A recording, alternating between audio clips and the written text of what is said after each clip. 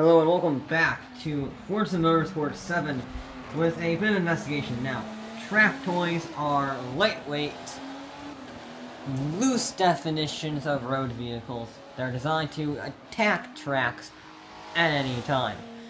And they're very fast. And considering you either build them yourselves or they have zero amenities or both, they're also rather cheap for their performance. Like this car here, 450 horsepower, and has more weight and downforce than it does on the entire car, which is pretty impressive.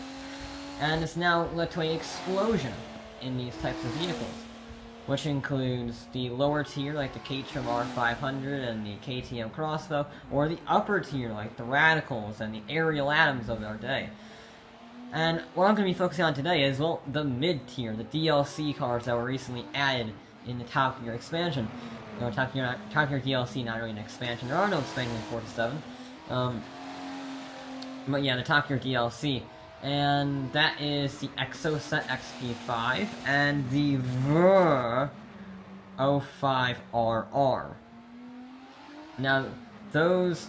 I looked in to see which cars were good rivals in terms of PI, and I found two. I found the Lotus 311 and the BAC or BAC Mono.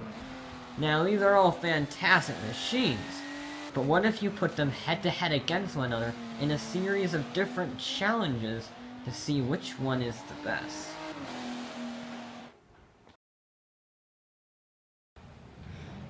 And we start off with, well, the lap times, and I chose Brands Hatch for this track because it has some very technical sections like the first corner and the second corner, has a relatively long string of some high-speed zones, some high-speed corners, which I get wrong, on this first lap with the Vuhl.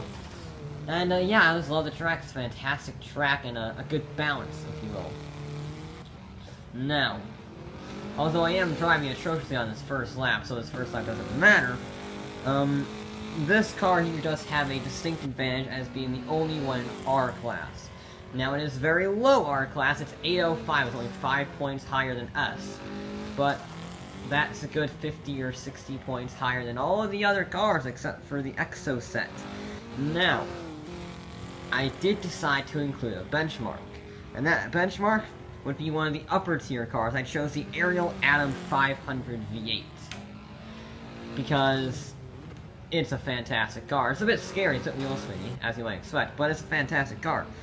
And I would get 6 bonus points if I was within a second of it, 4 bonus points if I was within 2 seconds of it, and 2 bonus points if I was within 3 seconds of it.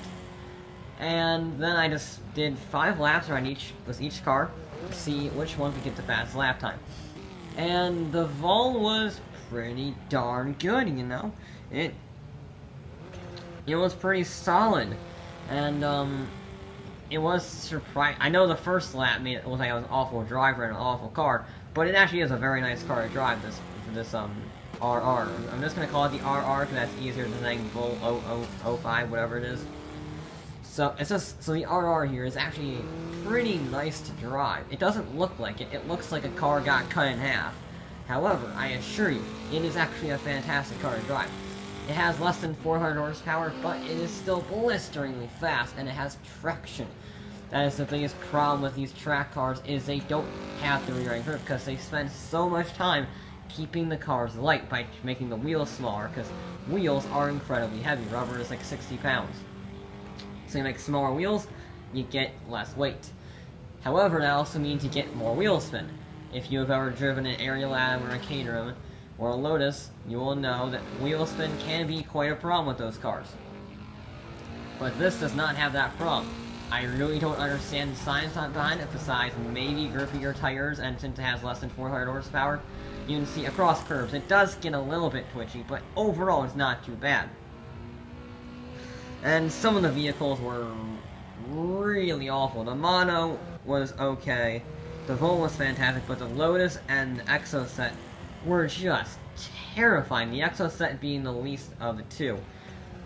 But overall, the Vuhl was certainly the easiest one to drive. And that shows on the lap times, because the Vuhl did a 1:30.2, which is just 1 second off of the Atom. The Exocet went 1.2 seconds slower than that, doing 1:31.4. And then things got rather close between the 311 and the Mono, each getting a 1:32. But it was a 1:32.0 and a 1:32.8 respectively. So the main problem with the Lotus was oversteer. That was by far the most oversteery vehicle I've driven in a very long time. And I built some pretty crazy vehicles. But yeah, nothing. I was impressed on how close the Vuhl and the Exocet got to the Atom, considering the Atom is way higher in PI and, you know, an aerial Atom. But yeah, nothing really was close. It was kind of a split field between the Vuhl and Exocet versus the Mono and Lotus. So I decided to do some other form of lap time testing to see if we could get a different result. See if we can get the times a little bit closer. Not going to try and engineer anything, but a different style of test, shall we say. Alright, the next event would be at the Catalunya circuit, the full circuit here. Another balanced track, however, you see, you're not going to have a race track to yourself because there's open track days, unless you pay for it, which you're not going to most of the time. So you're going to have a track with other people racing on it. So I decided, what is the best lap time that these cars could set with other traffic driving around? These are A-class cars, so way faster cars. So it's all about how can you maximize the cars, and how can you maneuver around the traffic to get the best possible lap time. And once again, we start off with the Vuhl here, overtaking at some lower tier KTM driver with ease. And this was, I decided not to do a challenge with the Atom, because the Atom would just eviscerate everything here. It's almost a P-class car. So I didn't even think, I thought that would be a little unfair. What I did do is, I did a little bonus 5 extra points for what I thought was the best vehicle to get through the traffic, which means taking into account how many what place did I get at the end of the race. So that basically says how far I made it through, because I started on last place.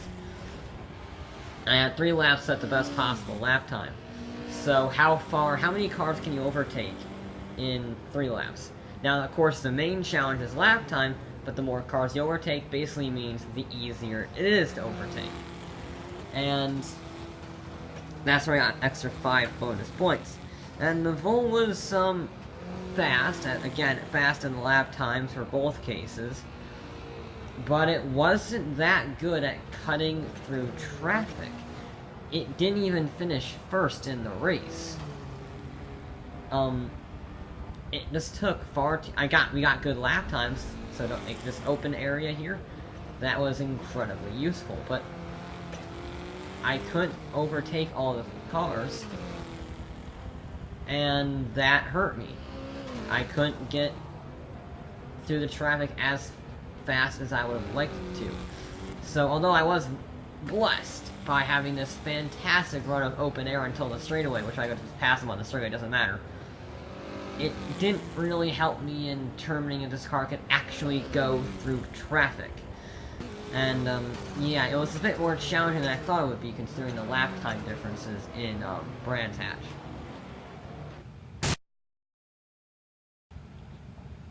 However, it would still be the Vuhl that takes victory, doing a 1:56.2, but the Mono claims second with a 1:56.4, 0.2 of a second, and thus, since it was able to overtake everybody almost before the final lap, it got the extra 5 bonus points for being the best at overtaking. The Exocet did claim third, 1:56.7. It was actually a lot closer. So instead of being separated by 3 seconds, the top 3 are separated by 0.5 of a second. And then there's the Lotus.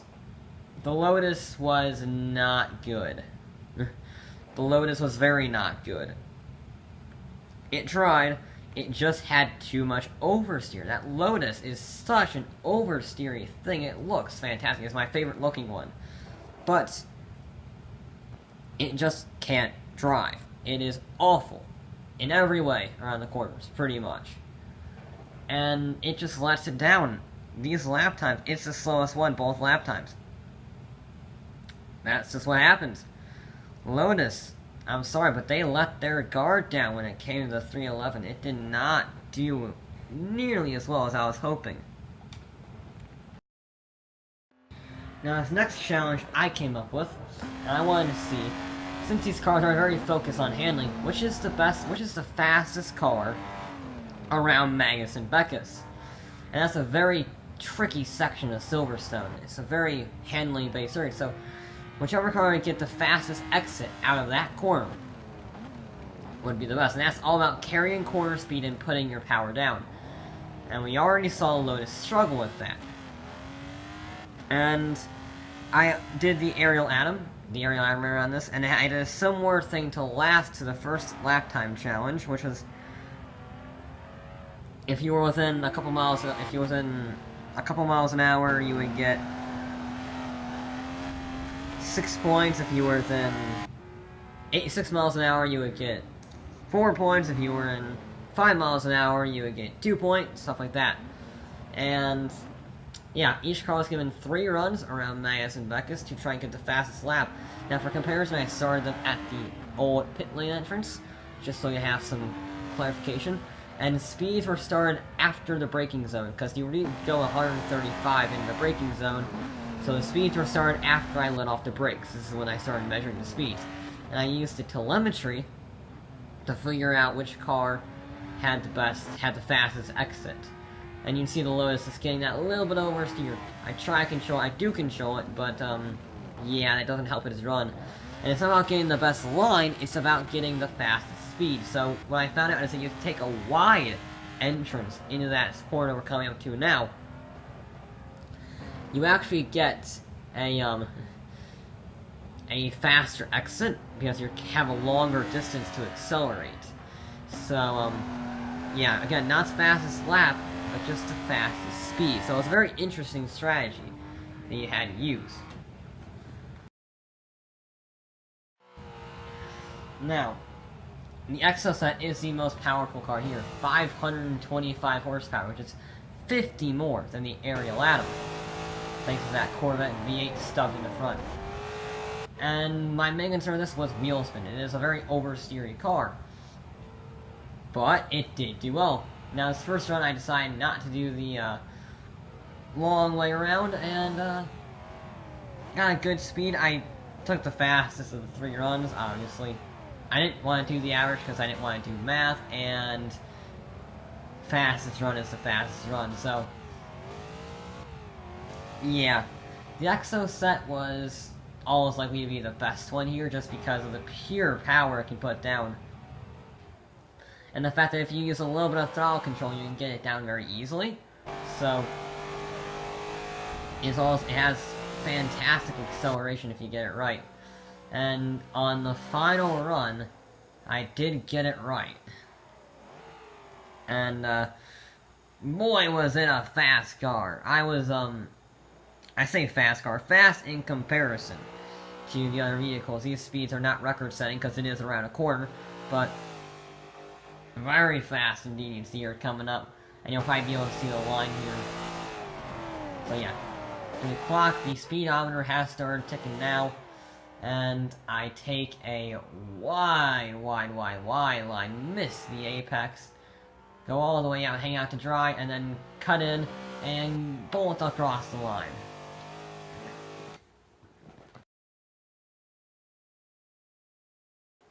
Now, for comparison's sake, the Aerial Atom did a 118 mile an hour run, which is pretty good. Pretty good for going around a corner, 118 miles an hour, that's pretty darn fast. The Exocet did 114. It was only 4 miles an hour slower. Now, that may seem like nothing at all, but think of it this way. The Vuhl did a 112, and the Lotus and the Mono did a 111 each, so it was actually very close, with the entire list being separated by less than 10 miles an hour. So it's a very competitive feel in it. All these cars have crazy aerodynamics. But the Now, what do I do with ties? Well, I calculate each car's power to weight ratio, and see whichever one was the best, I gave the point to. So the Mono had a 4.8 pounds per horsepower ratio. The 311 had 5.1. So that's why the Mono did get third and not fourth. And, yeah. Overall, it was, pretty solid. The Exocet did finally dethrone the Vuhl, and being the only vehicle today to claim first, second, and third place in different challenges. So, yeah, overall, pretty solid car. The Vuhl, good for being less than 400 horsepower, but just not quite as good as that Exocet. Now, for the final test, I wanted to do a bit of drag racing on the half-mile drag, just because. I know that's not what these cars are designed for, but I just wanted to do it anyway, just for fun. And I expected the Exocet to win, but it didn't. Why? Well, you'll see it now. Wheel spin is horrendous. It does have a lot of power, but it takes so much time to deliver that power, it doesn't have enough time to make up for it, which is why it does not win, which I found very surprising. Very surprising indeed, because the Exocet is a very fast car. Strangely not the fastest one in the straight line because of the gearing, but very fast nonetheless. No, the fastest vehicle on the drag strip was, surprisingly, the Vuhl. Why? Purely because of wheel spin and gearing, I believe. It reached 170 miles an hour by the half mile, which is pretty impressive, considering it has less than 400 horsepower. And I think that's why it won. And with that result that nobody was expecting, the Vuhl went 0.5 of a second faster than the Exocet in the half mile. That's a lot of time in a drag race. And then we have the, I did a similar scoring system with the Aerial Atom that did a 15.4, so the Vuhl got 6 points extra, the Exocet got 6 points extra, the Mono got 4 points because it did a 17.3. And the Lotus, the Lotus didn't do too hot. Lotus didn't do too hot. Well, only got 2 points extra because it did a 16.6, which, I mean, it isn't bad. It's better than the Mono. But, you know, it's... yeah. I was a little surprised to see the Mono in last, considering how much wheel spin the Lotus got off the line. But, yeah, that Mono is not a fast car in the straights. It is not a fast car. It may be fantastic in the corners, but it is not very good in the straightaways.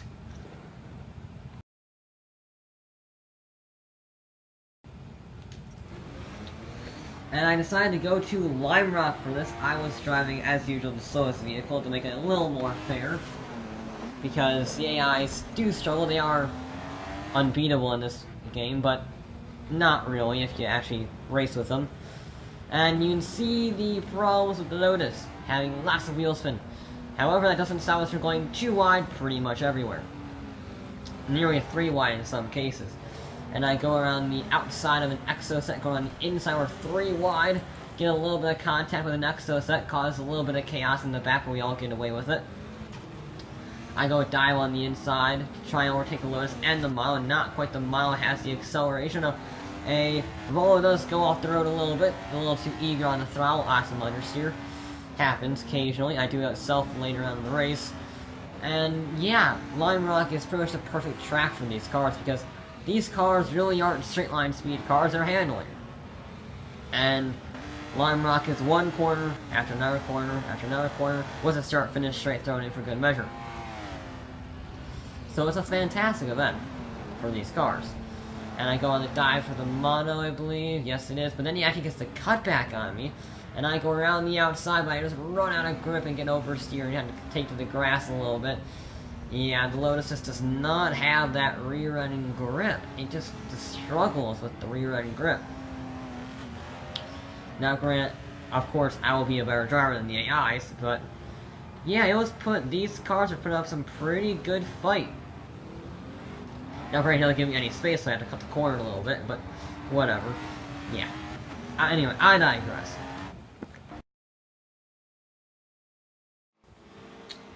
Now, this was an Exocet versus Exocet battle, and with a BAC Mono coming in for good measure as another car goes off the track. I think it clogged the wall a little bit, but overall it didn't affect anybody else, which is always good. And we saw the field get a little spread out, but you also saw the pure speed of those Exocets once they got their power down.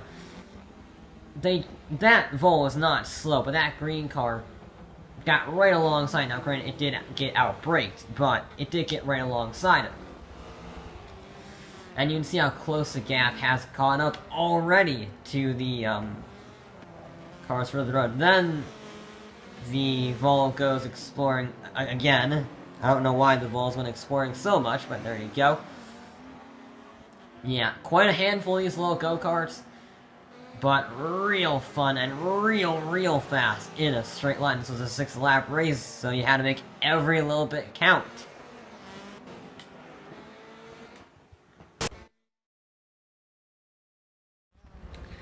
Now, this is when we began to see the field start divvying up a little bit. And this is the leader we're currently on. It was a BAC Mono that managed to escape the pack and drive away. You can see the second place Mono in the background.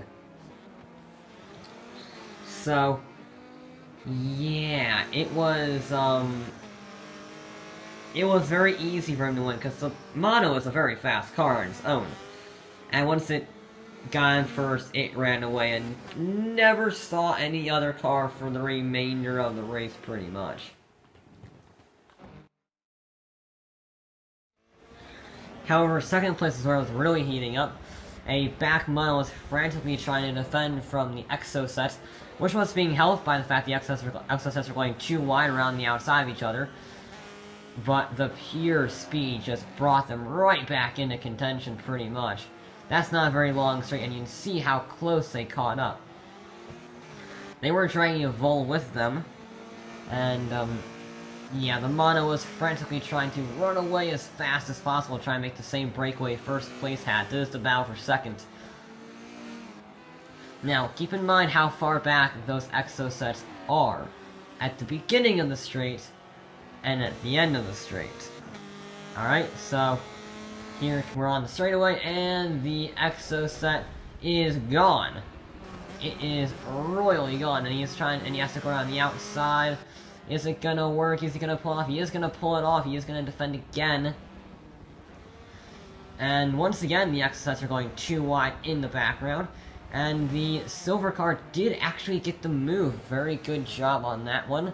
The silver XP-5 did get the move done, but that slowed them down, letting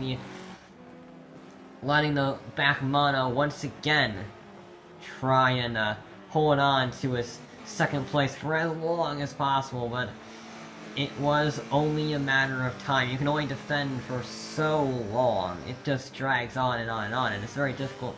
And the silver car is closing on this one. It is getting a lot closer than it was before. So, the Mono didn't really stand a chance at this point. You can see it's right alongside on the start-finish straight, and it's gone. It tries to have it going, but it can't outbrake it. So it would be route to third place with a Vuhl in fourth, overtaking the XP-5. Well, I would go and overtake the XP-5, so I would move up into fifth place. I'm in the Lotus in the background. Yeah, it was quite tricky for the Mono to hold on. However, second place is where it was really heating up.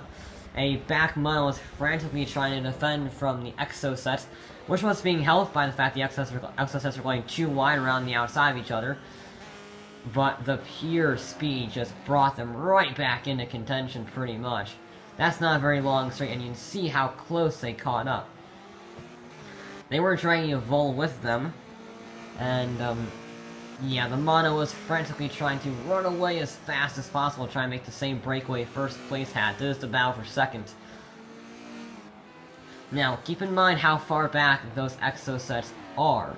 At the beginning of the straight, and at the end of the straight.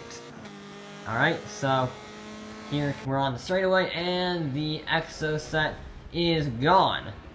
It is royally gone, and he has to go around the outside. Is it gonna work? Is he gonna pull off? He is gonna pull it off. He is gonna defend again. And once again, the Exocets are going too wide in the background. And the silver car did actually get the move. Very good job on that one. The silver XP-5 did get the move done, but that slowed them down, letting the BAC Mono once again try and hold on to his second place for as long as possible, but it was only a matter of time. You can only defend for so long. It just drags on and on and on, and it's very difficult. And the silver car is closing on this one. It is getting a lot closer than it was before. So, the Mono didn't really stand a chance at this point. You see it's right alongside on the start-finish straight, and it's gone. It tries to have it going, but it can't outbreak it. So, it would be route to third place with a Vuhl in fourth, overtaking the XP-5. Well, I would go and overtake the XP-5, so I would move up into fifth place. I'm the Lotus in the background. Yeah, it was quite tricky for the Mono to hold on. Now, I was trying to overtake as many cars as possible because there are only 2 laps left. And I'm going for an attack on the fellow first place Lotus, which is first place in his class. And I would just about do a little bit of side-by-side action. And I was running manual at this point. And I got a better run, but I got on the grass, so we were side-by-side to the final corner. He got a better run on the outside, but then I could just shift that a little bit better than him and pull away. And then we see the Exocet fly by us, but I will say, no thank you, outbrake him, and then go around the outside. But he will get to the inside of my fellow Lotus, which is a tad bit unfortunate. But there we go. And I was left, this is the final lap, I had to chase down the leaders on this lap, and I'm catching up to them right now. And it was very close, it was a very close finish line. So you can see the pack that I was showing earlier, up front, and I was desperately trying to join in on that. So I'm going, this is actually the second to last lap, sorry. So another Vuhl goes exploring in the exact same corner, as you do. That was a common theme with the Vuhls. And yeah, I was just trying to get past. Now, I knew this pass would be difficult here because it is an Exocet on the straight. So I was just happy to sit in the slipstream, hold it out for as long as I could, because I knew I wasn't going to match him in straight line speed. And I was just hoping they would fight it out in the final lap here. And I went brave. I was thinking about going around the outside. I did a cutback, didn't have the gripping, got wheel spin, but I was able to recover it and get the overtake done. Now it's close enough on the Vuhl. I was going as fast as possible. You can see I was really pushing. I was wheel spinning everywhere. It was sideways. It was not a happy camper, that car, but I was just going for it. And I can't go anywhere, so I'm stuck there waiting, tantalizingly close to the leaders. Only 2 more corners left to go. I go around the outside of the Vuhl and the braking point. I'm around the outside. There we go. Got 1 more corner left to go and try and get second place. And I will get it just about on the run. Maybe I am faster than the Mono, and I will claim second place. Not by very much, though. By about 1.5 cars length from me to the Mono. And that actually gave us a very interesting finishing position, because first place would go to the BAC Mono, way far up the road. then an XP-5, then my Lotus, then another Mono, the only Vuhl in the top 5, or actually in the top 10, because they kept crashing like idiots. Then you have another XP-5, a Lotus, another XP-5, a Lotus, and all the XP-5s. So, it was very much, surprisingly, the BAC Mono and the Exocet to have the cars. So, the best car, so here's the extent of our scientific conclusion. The best car in our studies was the worst car in the racing. Whatever. And the worst car in the racing was one of the best in the scientific studies. Yeah. I don't know if I should be questioning my science or questioning my racing. I'm gonna say the racing, because I think my science is on point, because I'm a scientist. Definitely. Yeah. So, it was a very interesting conclusion that the worst cars in the studies were the best cars to have in the racing, and vice versa. So, yeah, if you want to have a midday track car, the Exocet is the one that I would recommend. It is the best one for me personally. I know there's people who want the composure of the Vuhl, but that Exocet, man, is so much fun. But anyway, that's gonna be it for this episode of Forza Motorsport. So I'll be back with more.